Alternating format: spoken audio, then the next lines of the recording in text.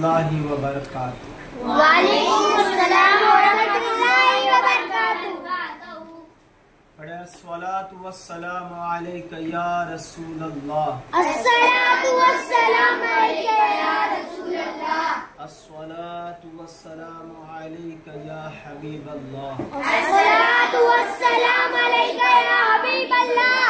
अस्सलातु वस्सलामु अलैका या नबियल्लाह। अस्सलातु वस्सलामु अलैका या नबियल्लाह। व अला आलिका व अला आलिका व अस्हाबिका व अस्हाबिका या नूर अल्लाह या नूर अल्लाह सल्लल्लाहु तआला सल्लल्लाहु तआला अलैका वसल्लम। अलैका वसल्लम। देखो ये महीना कौन सा है? मुहर्रमुल हराम का महीना। इस्लाम में बहुत सारी हमें चीज़ें दी गई, और जैसे कि इंग्लिश महीना होता है ना, अंग्रेजी एतबार से पहला महीना क्या है? जनवरी ना। इसी तरीके से इस्लामिक महीना मुहर्रमुल हराम से शुरू होता है और कहाँ ख़त्म होता है?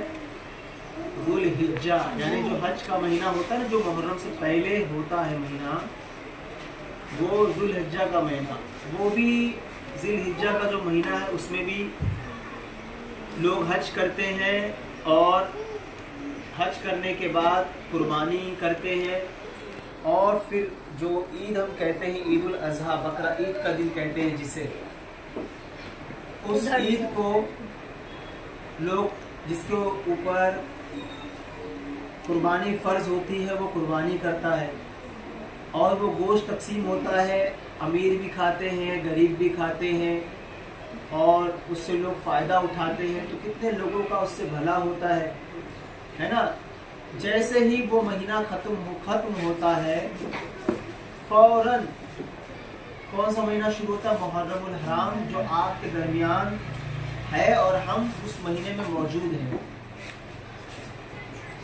अब इस महीने में कितनी बड़ी चीज, कितना बड़ा एक मार्का, एक जंग हुई जिसे हर कोई इंसान जानता है, और जगह जगह पर देखा जाए तो उनके नाम की नजरो नियाज होती है, उनके नाम के लंगर लुटाए जाते हैं, उनके नाम की सबीलें लगाई जाती हैं, और उनके नाम के झंडे लगाए जाते हैं, उन्हीं के नाम के नारे लगाए जाते हैं, हत्ता कि हर महफिल में उनका जिक्र होता है, जिसे हम इमाम हुसैन कहते हैं।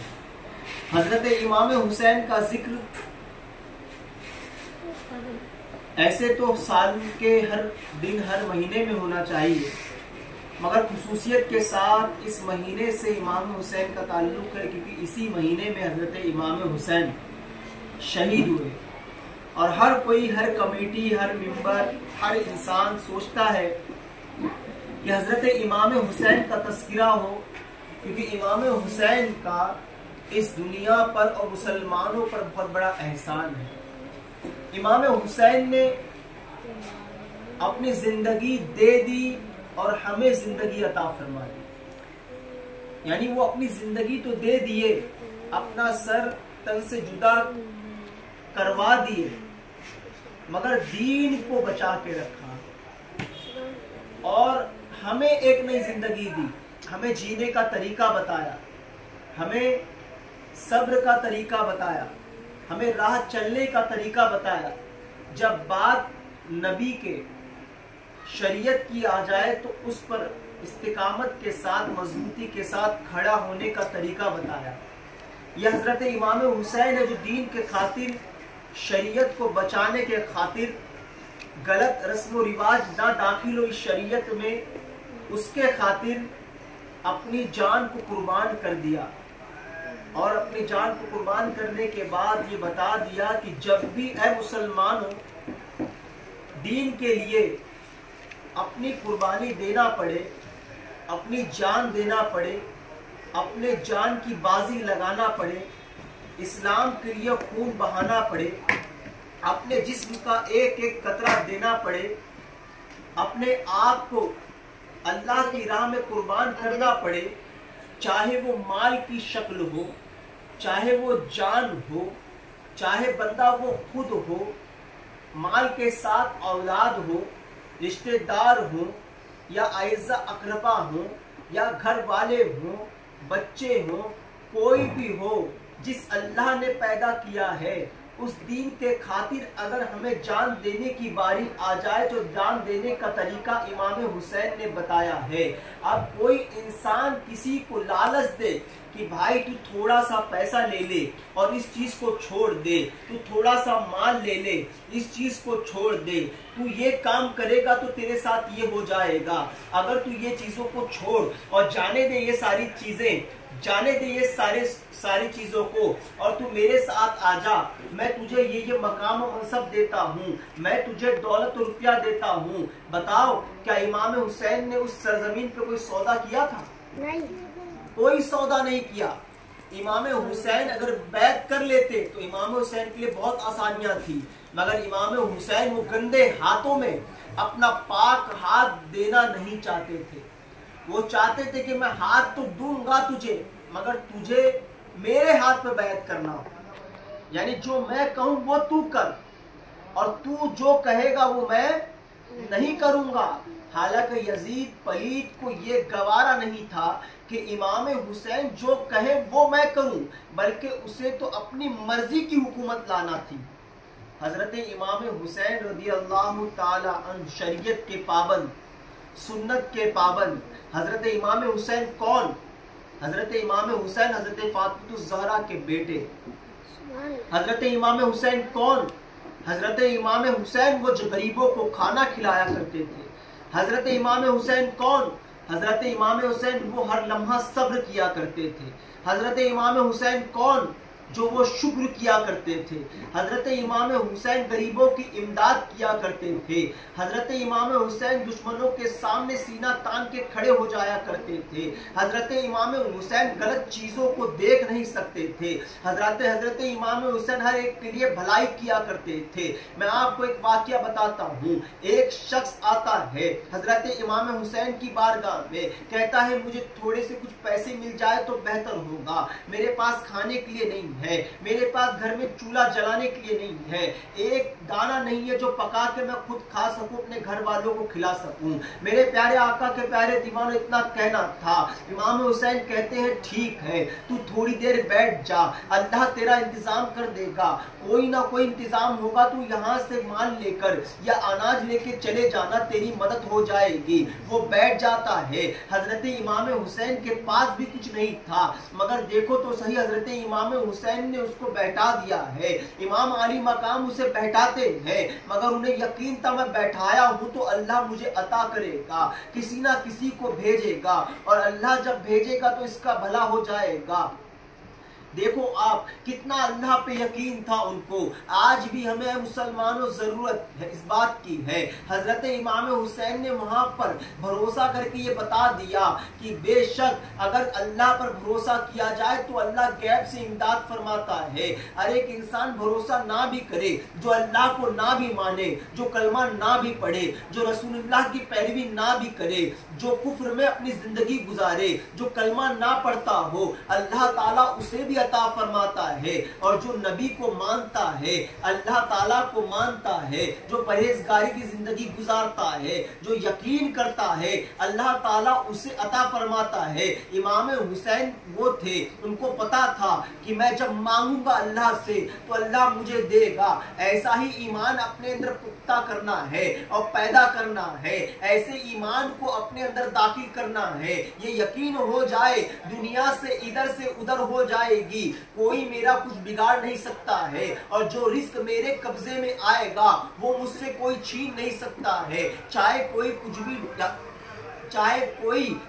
کر ڈالے، چاہے کوئی جادو ٹونا کرے، چاہے کوئی کچھ بھی کرے، چاہے کوئی سحر کے انداز کرے، چاہے کوئی مارے، چاہے کوئی کاٹے، چاہے کوئی عزت گرانے کی کوشش کرے، کوئی کچھ نہیں کر سکتا ہے جب تک کہ اللہ نہ چاہے۔ اے انسانوں ذرا سمجھو تو صحیح، اللہ تعالیٰ جسے عزت دینا چاہے کیا اسے کوئی ذلت دے سکتا ہے؟ اور اللہ جسے ذلت دینا چاہے کیا اسے کوئی عزت دے سکتا ہے؟ ارے ایک انسان ہے اچھے کپڑے پہن لے تو عزت تلاش کرتا ہے, تھوڑا سا پیسہ آ جائے تو سوچتا ہے لوگ میری عزت کرے, تھوڑی کوالیفیکیشن پڑھائی یا کوئی علم سیکھ لیتا ہے تو سوچتا ہے میری عزت کرے. ارے آپ نے دیکھا ہوگا کئی لوگ علم کا جوہر رکھتے ہیں پھر بھی ان کی عزت نہیں ہے, اور ایک انسان ہے جس کے پاس نہ مال ہے نہ دولت نہ علم ہے, اللہ تعالیٰ اس کو عزت عطا فرما دیتا ہے. ہونا تو یہ چاہیے تھا اس کی عزت ہو جس کے پاس علم ہو, اس کی عزت ہو جس کے پاس شہرت ہو, اس کی عزت ہو جس کے پاس خوبصورتی ہو, اس کی عزت ہو جس کے پاس مال ہو, اس کی عزت ہو جس کے پاس ساری چیزیں ہو. مگر اللہ تعالیٰ جسے جب عزت دینا چاہتا ہے تو فقیروں سے اٹھا کر اس کو عزت دے دیتا ہے, اور جب کسی کو گرانا چاہتا ہے تو چاہے کتنا بھی بڑا ترنم خواہ ہو اللہ تعالیٰ اس کی عزت کو گرا دیتا ہے. اب ادھر ایک بات سمجھ میں آتی ہے, اللہ تعالیٰ عزت کا مالک ہے, اللہ ہی عزت دیتا ہے, تو عزت کہاں تلاش کرنا چاہیے؟ اللہ سے تلاش کرنا چاہیے. اے اللہ تو عزت دے گا تو ہی میری عزت ہوگی, ورنہ یہ کائنات مل کر میری عزت نہیں کر سکتی ہے. بہرکیف بات آگے بڑھی. میرے پیارے آقا کے پیارے دیوانوں, حضور صلی اللہ تعالی علیہ وسلم کے وہ نواسے کے پاس وہ شخص آیا, بیٹھ جاتا ہے. کچھ دیر کے بعد حضرت معاویہ آتے ہیں رضی اللہ تعالی عنہ. آنے کے بعد سونے کی سکوں کی تھیلی دیتے ہیں حضرت امام حسین کے ہاتھ میں تحفتن کے طور پر. حضرت امام حسین لیتے ہیں, لینے کے بعد وہ شخص کو دیتے ہیں, اے شخص لے, تیرا بھلا ہو, تو انہیں مانگنے آیا تھا, تجھے تیری رقم مل گئی, جو تیری حاجت تھی وہ تجھے مل گئی, اللہ نے عطا فرما دی, اب تو جا سکتا ہے. جاتے جاتے معلوم ہے حضرت امام حسین نے کیا کہا, اے شخص تو ذرا رک جا. اس کو روکتے ہیں, وہ پوچھتا ہے کیا ہوا حضرت امام حسین, آپ کیوں روکتے ہیں؟ آپ نے مجھے مال دیا, میں جا سکتا ہوں. ہاں ہاں تو جا سکتا ہے, مگر ایک بات سن لے, میں تجھ سے معافی چاہتا ہوں. وہ کہتا ہے امام حسین معافی کس بات کی ہے, معافی کس بات کی مانگتے ہیں آپ نے کوئی غلطی کی ہے جو معافی مانگتے ہیں؟ آپ نے تو میرا بھلا کیا ہے, آپ نے تو مجھ پر رحم کیا ہے, آپ نے تو مجھے عطا کیا ہے, آپ نے تو مجھے دیا ہے, میں آپ کا شکر گزار ہوں, آپ کو معافی مانگنے کی ضرورت نہیں ہے. بولے نہیں, دراصل معاف کر دے, دراصل معافی کس چیز کی مانگتا ہوں, اس چیز کو تو سماعت کر لے. وہ کہتا ہے ٹھیک ہے امام حسین, کہیے کس چیز کی معافی مانگتے ہیں؟ حضرت امام حسین ارشاد فرماتے ہیں, شخص سن, جب تو آیا تھا مجھ سے مال مانگا تھا, میرے پاس بھی کچھ نہیں تھا دینے کے لیے, اگر ہوتا تو اسی وقت دیتا, فوراً تیری حاجت پوری ہو جاتی, فوراً تیرے گھر کی ضرورتیں پوری ہو جاتی. تو گھر میں جاتا, آرام سے اپنی چیزوں کو آرام سے لیتا, پکاتا, کھاتا اور آرام سے سو جاتا, مگر میری وجہ سے تجھے یہاں بیٹھنا پڑا. میں تجھ سے معافی مانگتا ہوں, اگر تاخیر ہوئی دینے میں تو مجھے معاف کرنا. تو بیٹھا رہا. وہ سوچتا ہے یا اللہ کیا بات ہے, میں مانگنے تو میں آیا ہوں, امام حسین کے پاس کچھ نہیں تھا, پھر بھی یہ معافی مانگ رہے دینے کے بعد, یا اللہ کیا بات ہے. دیکھا آپ نے, ایک انسان کو بیٹھانے کے بعد وہ بیٹھا ہے, اور بیٹھنے کے بعد جب اس کو امام حسین نے دیا ہے, پھر بھی امام حسین کہتے ہیں کہ میں تجھ سے معافی مانگتا ہوں اگر تجھے دیر ہوئی ہو تو. میں نے تجھے بیٹھایا, میں تجھ سے معافی مانگتا ہوں, جو تجھے بیٹھ کے میں نے انتظار کرایا اس چیز سے معافی مانگتا ہوں. بتائیے, دیتے بھی ہیں اور معافی بھی مانگتے ہیں. بتائیے, دینے کے بعد کوئی ایسا کہتا ہے؟ نہیں. دینے کے بعد تو یہ سوچتا ہے کوئی میری تعریف کرے, کوئی مجھے بولے کہ آپ کا بھلا ہو, آپ کا شکریہ ہو. وہ چاہتا ہے دینے کے بعد, اللہ ماشاءاللہ, ہر کوئی نہیں. مگر حضرت امام حسین نے تعریف بٹورنا نہیں چاہی, بلکہ یہ چاہا کہ میں اس سے معافی مانگوں کہ میں نے اسے بیٹھایا, تھوڑی دیر ہوئی دینے میں, حالانکہ خود دے رہے ہیں مال, خود دے رہے ہیں, اور ہے بھی تو نہیں نا ان کے پاس, تو کیا دیتے, معافی مانگنے کی ضرورت نہیں تھی. پھر بھی حضرت امام حسین نے عاجزی پیش کی, عاجزی, اور کہا کہ میں تجھ سے معافی مانگتا ہوں تجھے دیر ہوئی ہو. اس لیے حضرت امام حسین سخاوت میں بھی آگے تھے, اپنی نانا کی طرح تھے. حضور نبی اکرم صلی اللہ علیہ وسلم خوب سخی تھے, ان کے جیسا سخی دنیا میں کوئی نہیں. تو حضرت امام حسین بھی اپنے نانا کے قدم سے قدم ملا کے چلنے کی کوشش کرتے تھے, اور وہ بھی غریبوں کی, یتامہ کی, مسکینوں کی مدد کیا کرتے تھے. اس بات سے کیا پتا چلا, آج حضرت امام حسین کا دن مناتے ہیں, تو ہمارا آدھا سے زیادہ پیسہ فضول کاموں میں خرچ ہوتا ہے. ہماری آدھی رقم یہاں وہاں اڑ جاتی ہے. ہماری آدھی رقم نہ جانے کہاں گبن ہو جاتی ہے. ارے یہ پیسوں کو جمع کرنے کے بعد حضرت امام حسین کے نام کا لنگر کھلاؤ جائز, کھچڑا پکاؤ جائز, شربت بنا کے پلاؤ جائز, سبیلے لگاؤ جائز, اسٹیج لگا کے بیان کراؤ جائز, کسی کی امداد کر دوں یہ بھی جائز ہے. یہ امام حسین کی سنت ہے.